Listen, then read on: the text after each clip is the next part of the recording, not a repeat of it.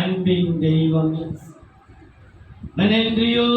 நன்றியோடு மெய் சோதரிக்கிறோம். அடியாருக்கு வாயாயிருந்து இந்த வசனத்தை தியானிக்க நீ கிருபை செய்வீராக. நீ பேசும் பொழுது எங்களுடைய இருதயம் கொழுந்து தெரியத்தக்கதாக ஒரு பலத்துக்கு நீ நடப்பிப்பீராக.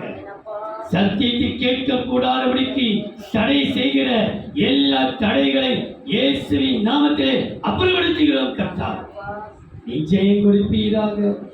நாமத்தை மேம்படுத்திக் கொள்வீராக. இயேசுவின் நாமத்தில் பிதாவே, ஆமென். திரும்ப ஒரு விசை வாசிக்க கேட்க. அப்பா பிதாவே, அப்பா பிதாவே, எல்லாம் உம்மாலே கூடும். எல்லாமே உம்மாலே கூடும். மத்தேயு சுவிசேஷம் 19ஆம் அதிகாரம் 26ஆம் வசனம். இயேசு மத்தேயு 19:26. இயேசு அவர்களை பார்த்து, மனுஷரால் இது கூடாததுதான், மனுஷரால் இது கூடாததுதான், தேவனாலே எல்லாம் கூடும் என்றார். தேவனாலே எல்லாம் கூடும். உனக்காக கர்த்தர் எல்லாவற்றையும் கை கூட பண்ண வல்லவராயிருக்கிறார். எல்லாமாலே கூடும். அவரால் முடியாது என்பது ஒன்றுமே இல்லை. எல்லாவரால் கூட பெய்கிறது. ஜூன் மாதம் நமக்காக எல்லாம் கைக்குள்ள வரப்போகிறது. நடக்க போகிற காரியத்தை கண்டு நம்ம ஆச்சரியப்பட போகிறோம். ஜெபத்தொட்ட ஜெயகீதனிலே 229வது பாடல். கொஞ்சம் கொஞ்சம் உட்காருங்க. நீங்கள் கொஞ்சம் உள்ள வந்துருமா அண்ணா ஷீலா, நீங்கள் வாட்சிக்க கொஞ்சம் இது மாதிரி இடம் முடியுமா? இங்கே வந்து உட்காரங்க பாரு. மண்ணாக்கு கரையோடுவோம். கொஞ்சம் ஏமா நீனா உட்காருமா? கொஞ்சம் தள்ளி உட்காரு. ஏமா க்ளோரி கிரேஸ்ல அப்படி வந்து நல்லா உட்காரல, நல்லா அப்படி நல்லா கேட்டு அப்படி நல்லா வரும் கூட அப்படி சட்டுன்னு அப்படி உட்காந்துடுவாங்க. அதனால கொஞ்சம் பாரு, அங்கே வந்து அப்படி பாருங்க. வரும்போது கொஞ்சம் இடம் கொடுத்தீங்கன்னா இடங்கள்லாம் காயம் காலியாக கட்டு வந்து கட்டல. அப்பா பிதாவே, எல்லாம் உம்மாலே கூடும். இந்த 6ஆம் மாதம் 5ஆம் மாதம் வரைக்கும் எத்தனையோ காரியங்கள் தடைப்பட்டிருக்கலாம், கூடாமல் இருக்கலாம், கூடி வராமல் இருக்கலாம். கேட்ட சாட்சியின்படியே எத்தனையோ பல வருஷங்களுக்கு பிற்பாடு நன்மைகளை பழையதெல்லாம் புதிதாக்க இந்த 6ஆம் மாதம் எல்லாத்தையும் கற்று கூடுகிற மாதமாக எல்லாம் உங்களுக்கு கூடும். எது நீ கூடாது நினைச்சு இருக்கிறியோ, இந்த மனுஷன் ரொம்ப கடின மனுஷன், கூடவே முடியாது. அதை கற்று கூட நினைப்பார். ஐயோ இந்த வியாதி முடியவே முடியாது, அதை கற்று குணமாக்க அவங்களால கூடும். இன்னைக்கு அவராலே கூடும் என்கிற ஒரு 5 கூடும் என்கிற வார்த்தையை சொல்லி நான் முடிக்கிறேன். 2 நாளாகமம் 25ஆம் அதிகாரம் 9ஆம் வசனம். அப்பொழுது 2 நாளாகமம் 25ஆம் அதிகாரம் 9ஆம் வசனம். அப்பொழுது அமத்சியா, அப்படியானால் நான் இஸ்ரவேலின் சேனைக்கு கொடுத்த 100 தாலந்திற்காக செய்ய வேண்டியது என்ன என்று தேவனுடைய மனுஷனை கேட்டான். தேவனுடைய மனுஷனாகிய தீர்க்கதரிசனத்திலே கேட்டான். அதற்கு தேவனுடைய மனுஷன் அதை பார்க்கிலும் அதிகமாய் கர்த்தர் உமக்கு கொடுக்க கூடும் என்றான். கர்த்தர் கொடுக்க கூடும், அதிகமாய் கொடுக்க கூடும். கர்த்தர் அதிகமாய் கர்த்தர் கொடுக்க கூடும். உனக்கு 100 தாளந்து நீ எதிர்பார்க்கிறார், 1000 தாளந்து கர்த்தர் கொடுக்க வைக்கிறார். உனக்கு வர வேண்டிய அனைத்து பணத்தையும் கர்த்தர் கொடுக்க வைக்கிறார். அதிகமாய் கொடுக்க கூடும். யாரால் கொடுக்க கூடும் என்றால் கர்த்தரால். அப்பா பிதாவே, உம்மாலே எல்லாம் கூடும்.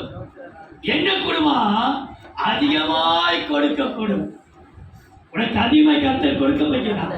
நீ ஏமாற்றப்பட்டு இருக்கலாம், ஏமாந்து போயிருக்கலாம், உன் பணம் விரயமா இருக்கலாம்.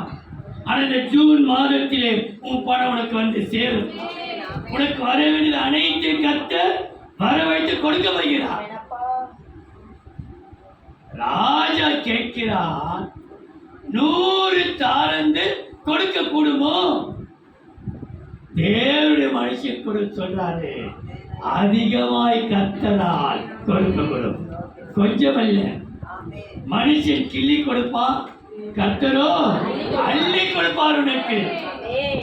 நான் சத்தியத்தை சொல்லுகிறேன், வசனத்தை சொல்கிறேன். இந்த மாதம் நம்முடைய வாழ்க்கையிலே எதிர்பாராத ஒரு திருப்பத்தை கற்றுக்கொண்டு வருகிறார். பல விஷயத்திலே நீ ஏமாற்றப்பட்டு இருக்கலாம், கண்ணீரோடு இருக்கலாம், கொடுத்து ஏமாந்து போயிருக்கலாம், நன்மை செய்து நீ தீமை அனுபவிக்கலாம். ஆனா நீ நன்மை செய்த உனக்கு கர்த்தர் நன்மை கர்த்தர் செய்ய வைக்கிறார். அதிகமாய் கொடுக்க கூடும் என்றால் வாசிக்கணும். அந்த அதுக்கு மேல வசனம் சொல்லி 8ஆம் வசனம், விழ பண்ணவும் கூடும், ஒத்தாசை செய்யவும் கூடும் கர்த்தராய். 8வது சொல்கிறது, அவரால் ஒத்தாசை செய்யவும் விழ பண்ணவும் தேவனாலே கூடும். உனக்காக கர்த்தர் ஒத்தாசை செய்ய வைக்கிறார். யாருடைய உதவி உனக்கு வேண்டாம், கர்த்தருடைய உதவிய அந்த பணத்தை உனக்கு வாங்கி உங்களை ஒப்படைக்க வைக்கிறார்.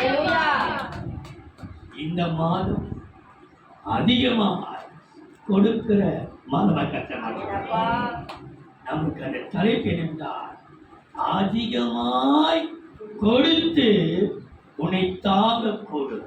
கர்த்தரை உன்னை தாங்குவார். எப்படி தாங்குறார் பாருங்கள்.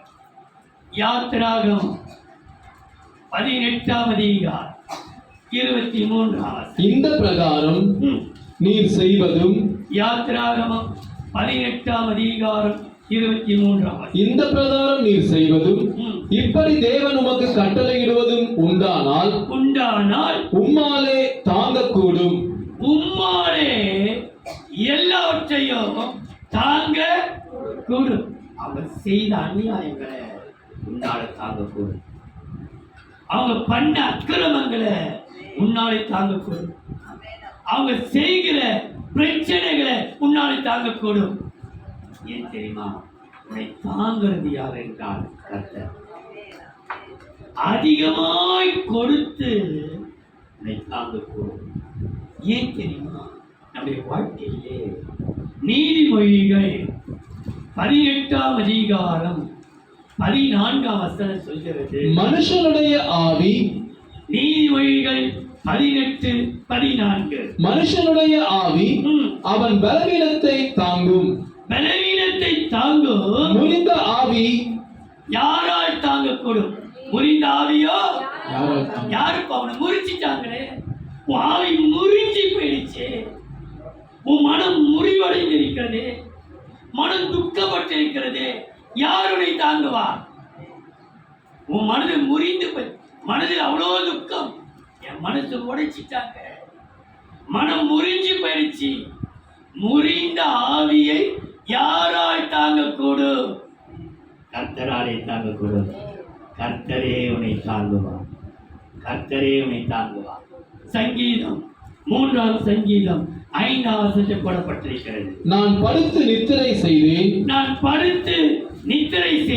விழித்துக் கொண்டேன், கர்த்தர் என்னை தாங்குகிறார். கர்த்தர் என்னை, நான் விழித்துக் கொண்டேன், என் கண்கள் திறக்கப்பட்டது. இப்போ இதுவரைக்கும் குருடனை போல இருந்தேன், பார்வை கிடைச்சிடுச்சு, நான் விழித்துக் கொண்டேன். என்னை தாங்குறது யார்? இப்போ கர்த்தரை தாங்க. யாரும் நம்மை தாங்க வேண்டிய அவசியம் இல்லை, கர்த்தரை நம்மை தாங்க. இன்றைக்கு உன்னை பார்த்து சொல்கிறேன், அப்பா பிதாவே, உம்மாலே எல்லாம் கூடும். என்ன கூடும் என்றால், அதிகமா எனக்கு கொடுத்து என்னை தாங்க கொடுப்பான். நீ தாங்குவி, நிச்சயம் தாங்க போகிறான். இப்படி தாங்க போகிறான். எவன் எட்டி வளைச்சானோ அவனை தாங்க போகிறான். யாருடைய புறமே தள்ளினார்களோ அவர்களை தாங்க போகிறான். இப்படி தாங்க ஒருவரும் இல்லை நினைக்காது. எந்த கரம் உன்னை தூக்கி எரிஞ்சதோ அதே கருக்கு தாங்க போகிறது. யாருடைய அற்பமா நினைத்தார்களோ அவர்களுடைய தாங்க போகிறார்கள். எவர்கள் துறவை அபகரித்தார்களோ, ஈசாக்குடைய 2 துறவை அவனோண்டின துறவை மற்றும் அபகரித்தார்கள். ஆனா வசனம் சொல்கிறது, எவர்கள் அவனுக்கு விரோதமாயிருந்தார்களோ அவர்களே வந்து சொல்கிறார்கள், கர்த்தர் உன்னோடு இருக்கிறார், உம்மோடு உடன்படிக்கை பண்ணினார்கள். கர்த்தராலே எல்லாம் அப்பா எங்களுக்கு அதிகமாய் கொடுத்து தாங்க கொடுங்க, அதிகமாய் கொடுத்து அவர் தாங்க. 2வது யோபின் புஸ்தகம் 16ஆம் அதிகாரம் 4-5. உங்களைப் போல நானும் பேசக்கூடும். யோபு 16ஆம் அதிகாரம் 4-5. உங்களைப் போல நானும் பேசக்கூடும். நானும் பேச கூடும். உன்னை போல என்னால பண்ண முடியும். யோபக்தன் சொல்றாரு, நீங்க என்ன பண்றீங்களோ அதை பார்க்க என்னால பண்ணக்கூடும். ஏன்னா அவர் கடந்து வைக்கிற பாதையை பாருங்கள். நான் இருக்கும் நிலைமையில் என்னால பண்ண கூடும். நான் இருக்கும் நிலைமையில் நீங்கள் இருந்தால், நான் இருக்கும் நிலையில் நீங்கள் இருந்தால், கவனி அந்த வார்த்தை, நான் இருக்கும் நிலையில் நீங்கள் இருந்தால், நான் உங்களுக்கு விரோதமாக வார்த்தைகளை கோர்த்து, உங்களுக்கு விரோதமாய் வார்த்தைகளை கோர்த்து, உங்களுக்கு எதிரே என் தலையை துலக்கவும் கூடும். என் தலையில செய்வா உங்களை பார்க்க துலக்க கூடும். தலை நிமிர முடியும். நீங்க என்ன பண்றீங்களோ அதை பார்க்கணும் அதிகமாய் பண்ணக்கூடும். ஆனா யோபு சொல்றாரு, என் நிலைமையிலே நீங்கள் இருந்தால், அவன் என்ன நிலைமையில இருந்து பேசுறான். இந்த எத்தினாவது இடத்துல வாசிக்க வைத்து, ஆனா வாசித்து அடுத்த வசனம், ஆனாலும் நான் என் வாயினால் உங்களுக்கு திடன் சொல்லுவேன். ஆனாலும் என் வாயினால் உங்களுக்கு திடன் சொல்லுவேன். என் உதடுகளின் அசைவு உங்கள் துக்கத்தை ஆற்றும். என் உதடின் அசை உங்களுடைய காயத்தை ஆற்றும், துக்கத்தையா. நம்முடைய பேச்சு, நம்முடைய செய்கைகள் மற்ற ஆற்றக்கூடும். யோபு பற்றி சொல்லும்போது, ஏன் இந்த யோபு இப்படி பேசுறாரு? நான் இருக்க நிலைமையில இருப்பீங்கன்னா உங்களை போல என்னால் பேசக்கூடும். நீ எப்படி தடையை சிலிப்பின் போறீங்களோ அப்படி சிலிப்பின் போக என்னால கூடும். நீங்க பண்றது போல என்னால பண்ணக்கூடும். ஆனால் என்னுடைய துக்கத்தை நான் உங்களுக்கு காட்டாதபடிக்கு என்னுடைய உதட்டின் அசைவு உங்களை என்ன பண்ணுமா? ஆற்றல் துக்கத்தையா. அவன் எப்படிப்பட்ட துக்கத்தை சந்தித்தான்? 2 வசனத்தை வாசிக்கலாம். யோபு 2ஆம் அதிகாரம் 11ஆம் வசனம் 13ஆம் வசனம். யோபுடைய 3 சிநேகிதராகிய தேமானியான எலிபாசும், சூரியனான பில்தாத்தும், நாகமாத்தியனான சோப்பாரும் யோபுக்கு நேரிட்ட தீமைகள் யாவையும் கேள்விப்பட்ட போது அவனுக்காக பரிதபிக்கவும் அவனுக்கு ஆறுதல் சொல்லவும் ஒருவரோடொருவர் யோசனை பண்ணிக்கொண்டு அவரவர் தங்கள் ஸ்தலங்களில் இருந்து வந்தார்கள். வந்து அவன் துக்கம் மகா கொடிய துக்கம் என்று கண்டு, அவன் துக்கம் எப்படிப்பட்ட கொண்டு துக்கமா? மகா கொடிய துக்கம். அவன் துக்கம் ஆறுதல் சொல்ல வந்தார்கள். அவன் துக்கத்தை பார்த்து ஒன்றுமே பேச, மகா கொடிய துக்கம். 6ஆம் அதிகாரம் யோபு 3ஆம் வசனம். அப்பொழுது யோபு 6ஆம் அதிகாரம் 3ஆம் வசனம். அப்பொழுது அது கடற்கரை மணலை பார்க்கிலும் பாரமாயிருக்கும். என் துக்கம் எப்படியா? கடற்கரை மணலை பார்க்கிலும் பாரமாயிருக்கும். ஆகையால் என் துக்கம் சொல்லி முடியாது. என் துக்கத்தை என்ன சொல்லுமா? சொல்லி முடியவே முடியாது. இவ்வளவு துக்கத்தை வைத்துக் கொண்டிருக்கிறவன் தான் அந்த 14ஆம் சொல்கிறாரு, என்னோட உதட்டின் அசைவு உங்கள் துக்கத்தை ஆற்றும். நான் துக்கத்திலே மூழ்கி இருந்தாலும் அந்த துக்கம் உங்களை துக்கப்படுத்தாது. ஆனால் அதனுடைய என்னுடைய உதட்டின் அசைவு உங்கள் துக்கத்தை ஆற்றும். ஆகினால் தேவ பிள்ளையே, இந்த 2ஆம் தேதி கர்த்தர் சொல்றாரு, உன்னை ஆற்றி, அதாவது உன் துக்கத்தை உன்னை ஆறுதல் படுத்தி உன்னை மகிழ்ச்சியாக்க. எப்படி மகிழ்ச்சியாக்க கூடும் என்று சொல்லப்படுகிறது பாருங்கள். எஸ்தரின் புஸ்தகம் 8ஆம் அதிகாரம் 6ஆம் வசனம். என் ஜனத்தின் மேல் வரும் பொல்லாப்பை நான் எப்படி பார்க்க கூடும்? எப்படி பார்க்க கூடும்? எஸ்தர் கேட்கிறார்கள். எஸ்தர் 8ஆம் அதிகாரம் 6ஆம் வசனம் 16ஆம் வசனம். என் ஜனத்தின் மேல் வரும் பொல்லாப்பை நான் எப்படி பார்க்க கூடும்? எப்படி பார்க்க கூடும்? என் குலத்துக்கு வரும் அழிவை நான் எப்படி சகிக்க கூடும் என்றார். எப்படி சகிக்க கூடும்? இவ்வளவு துக்கம், இவ்வளவு அழிவு, இவ்வளவு பிரச்சனை எப்படி ஆண்டவர் என்னால் ஆறுதல் படுத்தக்கூடும்? அப்பா பிதாவே, உம்மாலே எல்லாம் கூடும். என்னை ஆறுதல் படுத்தி என்னை சந்தோஷப்படுத்த உம்மாலே கூடும். எப்படி 16ஆம் வசனத்தை வாசித்தார். இவ்விதமாய் யூதருக்கு வெளிச்சமும், அந்த யூதருக்கு துதிக்கிற ஜனங்களுக்கு எப்படி ஆண்டவரை கூடும்? எப்படி நான் சகிக்க கூடும்? யூதருக்கு வெளிச்சமும் மகிழ்ச்சியும் களிப்பும் கனமும் உண்டாயிற்று. களிப்பும் கனமும் உண்டாயிற்று. யாராலே? அப்பா பிதாவே, உம்மாலே எல்லாம் கூடும். என்ன கொடுமா? என்னை ஆற்றி என்னை மகிழ்ச்சியாக்க உம்மாலே கூடும். அதிகமாய் கொடுத்து தாங்க கொடுக்கும். அப்பா உம்மாலே. இரண்டாவது, நம்மை ஆறுதல் படுத்தி மகிழ்ச்சியாக கூடும். ஏன்னா மகிழ்ச்சியும் வெளிச்சமும் கனமும் களிப்பும் யூதருக்கு. யார் யூதர்? துதிக்கிற நமக்கு உண்டாகும். மூன்றாவது, சகேரியாவின் புஸ்தகம் 2ஆம் அதிகாரம் 4-5. இவனை அவர் நோக்கி, சகேரியா 2ஆம் அதிகாரம் 4-5. இவனை அவர் நோக்கி, நீ ஓடி இந்த வாலிபனிடத்தில் சொல்ல வேண்டியது என்னவென்றால், எருசலேம் தன் நடுவில் கூடும் மனுஷரின் திரளினாலும், எருசலேம் நடுவிலே கூடும். எருசலேம் ஒரு நடுவிலே இருக்கிறது. அவராலே அக்கினி மதிலா இருந்து நம்மை பாதுகாக்க கூடும்.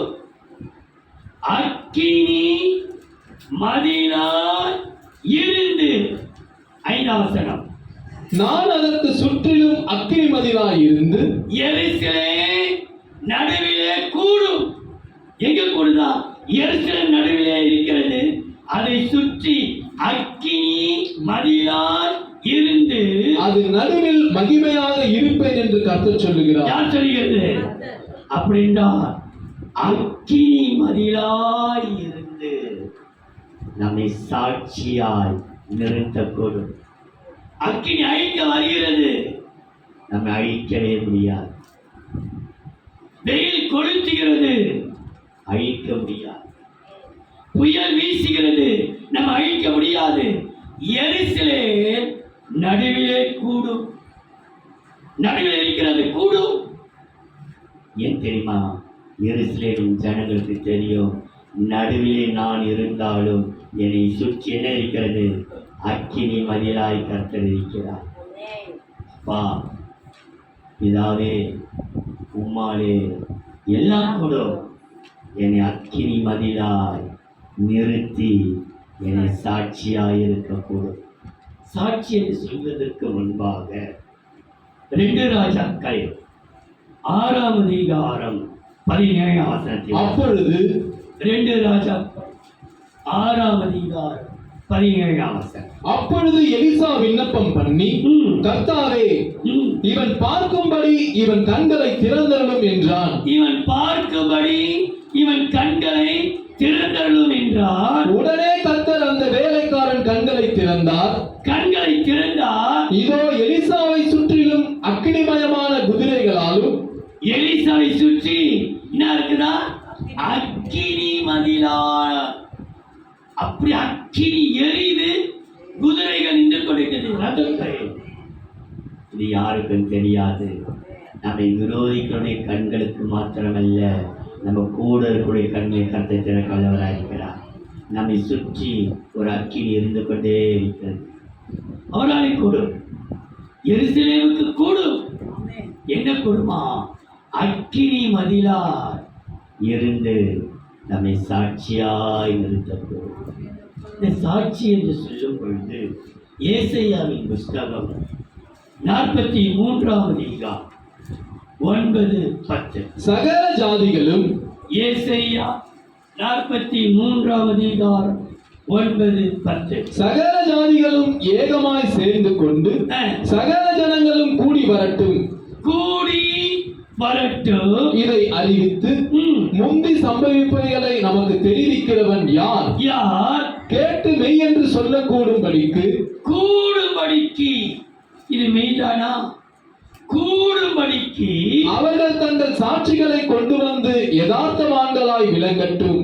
சாட்சிகளை கொண்டு வந்து யதார்த்தங்களாய் விளங்கட்டும். நானே அவர் என்று நீங்கள் உணர்ந்து என்னை அறிந்து விசுவாசிக்கும்படிக்கு நீங்களும் நான் தெரிந்து கொண்ட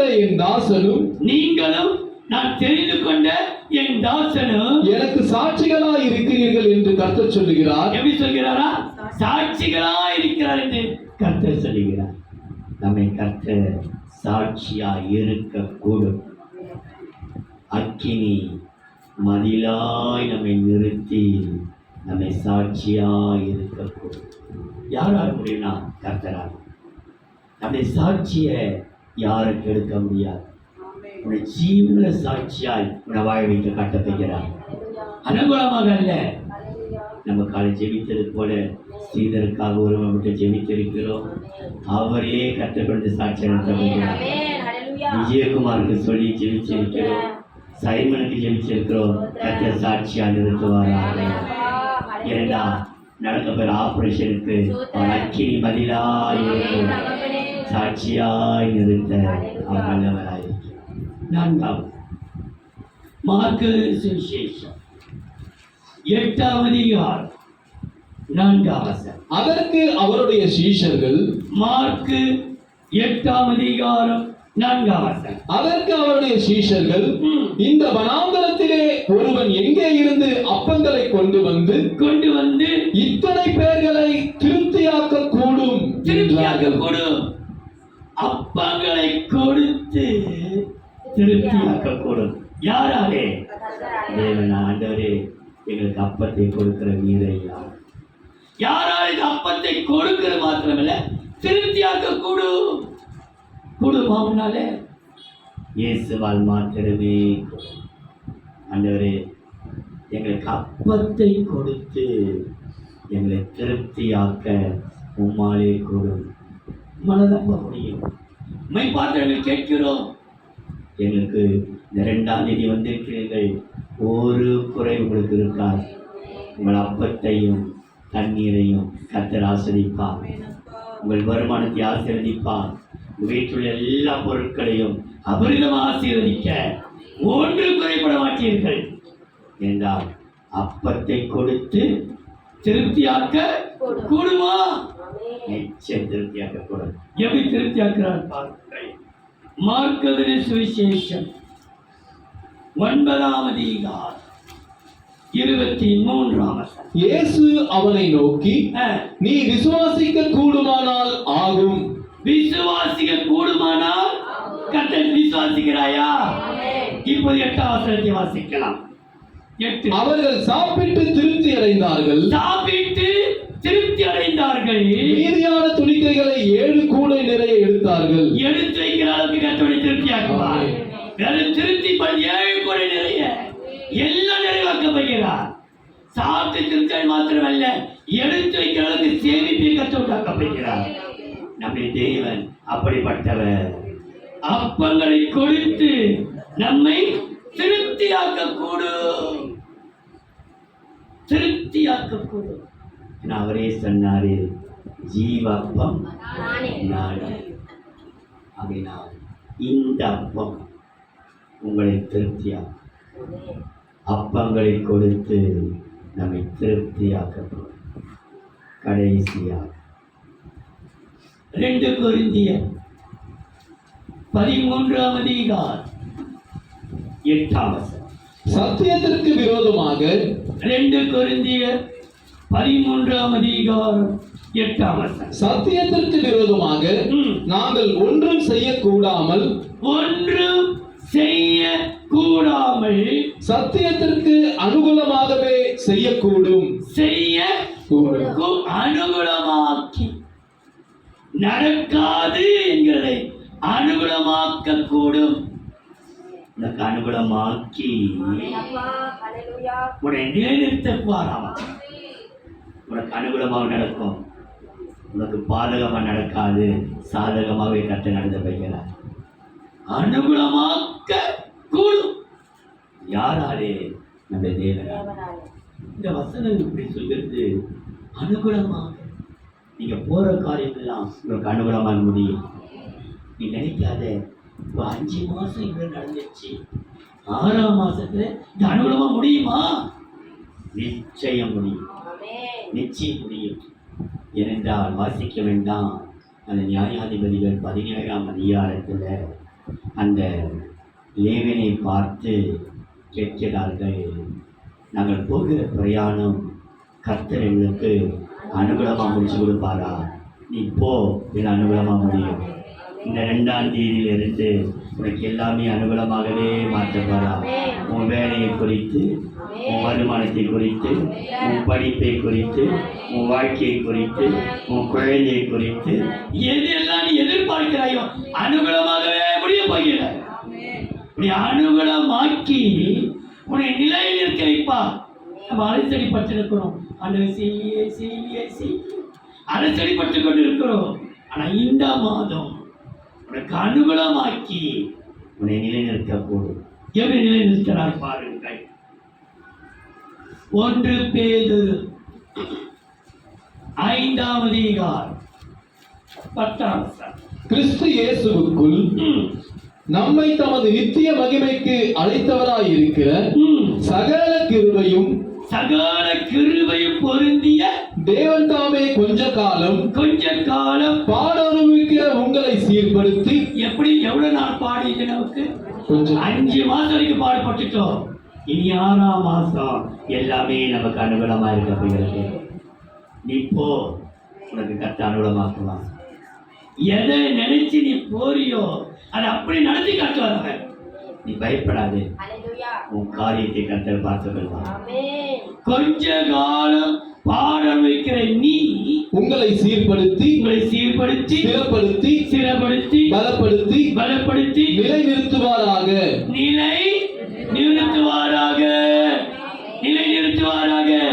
அசைக்கவே முடியாது. எந்த காரியமும் அசைக்க பண்ண முடியாது. நீ நிலைத்திருப்பார், உன்னை நிலைக்க வைப்பார். ஏன் தெரியுமா? தேவன் உனக்கு அனுகூலமாக்கி உன்னை நிலைநிறுத்துவார். அவர் நிலைநிறுத்துகிற கர்த்தர். அப்பா பிதாவே, எல்லாம் உம்மாலே கூடும். என்ன கொடுமாலே? அதிகமாய் கொடுத்து என்னை தாங்க கூடும். என்னை ஆறுதல் படுத்தி என்னை சந்தோஷப்படுத்தக்கூடும். என்னை அக்கினிமதிலாய் சூழ்ந்து என்னை சாட்சியா நிறுத்தக்கூடும். எனக்கு அப்பங்களை கொடுத்து திருப்தியாக்கக்கூடும். அனுகூலமாக்கி என்னை நிலைநிறுத்தக்கூடும். அன்பின் தெய்வம், நன்றியோடு சோதரிக்கிறோம். பிதா, குமாரன், பரிசுத்தாவி நாமத்தினாலே தேவரே, நாங்கள் ஒரு விசை கூட உடைய முகத்தை பார்த்து சொல்கிறோம். அப்பா பிதாவே, உம்மாலே எல்லாம் கூடும். இந்த ஜூன் மாதத்திலே எங்களுக்கு எல்லாம் கூடும். எங்கள் வாயினாலே எங்களை அறிக்கையிடுகிறோம். எங்களுக்கு அதிகமாக நீ கொடுக்கப்படுகிறீரையா, எங்களை ஆட்சப்படுகிறீரையா, அப்பங்களை கொடுக்கப்படுகிறீரையா, எங்களுக்கு வேண்டிய சகலத்தையும் அனுபவமாக்கப்படுகிறீரையா. தெய்வமே, இந்த கரத்திலே எங்களை சாட்சி விட்டோம். நீ பொறுப்படுத்திக் கொள்ளுங்க, ஆசீர்வதிங்க. இயேசுவின் நாமத்தில் பிதாவே. ஆமென்.